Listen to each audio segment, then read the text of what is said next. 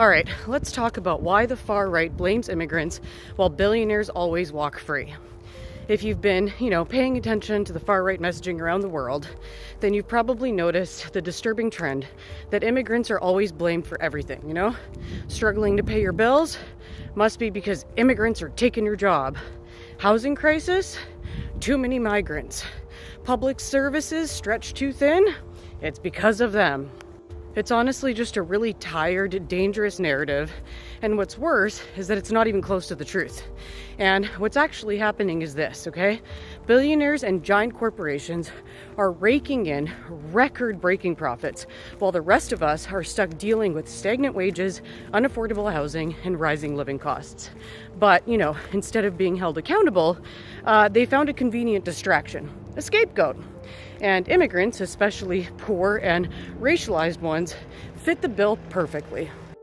Now, this tactic is not new. It's been used for generations. Divide the working class, pit them against each other, and keep fighting over scraps while the ultra-rich hoard the pile. But today's twist is that we're living in a time where whiteness no longer guarantees an automatic privilege. And that shift has made a lot of people feel very deeply uncomfortable. You see, for a long time, whiteness offered a kind of security. Even if you weren't rich, there was this kind of unspoken promise that you were better off than somebody else, right? Especially somebody with darker skin. But now, as economic inequality hits more of the white folks as well, and as, conversations around systemic racism gain ground, that illusion is cracking. And the far right saw this. They saw this crack and they decided to shove a wedge into it. So instead of, pointing the fingers at billionaires, exploiting workers, outsourcing jobs, and dodging taxes, they just point the fingers at immigrants. They're stealing your opportunities. They're making your life harder. And this is all a distraction. It's a con, but it's working. And why is it working? Well, because racism is deeply embedded in so many of our systems. White people, especially in the West, have been taught to see immigrants and racialized communities as the other. That kind of conditioning is powerful, and the far right knows exactly how to manipulate it. They don't need facts, they just need fear.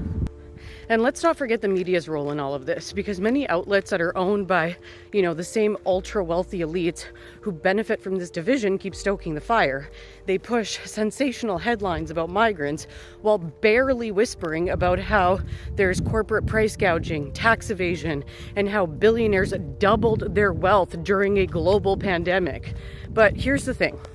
We could be uniting because deep down, the average person, regardless of race or background, wants the same things. A safe place to live, a decent job, healthcare, a future for their kids. That kind of unity terrifies the people in power. And if we stood together, we would be unstoppable. So this is why they keep feeding us lies to keep us apart. The truth is, immigrants are not your enemy.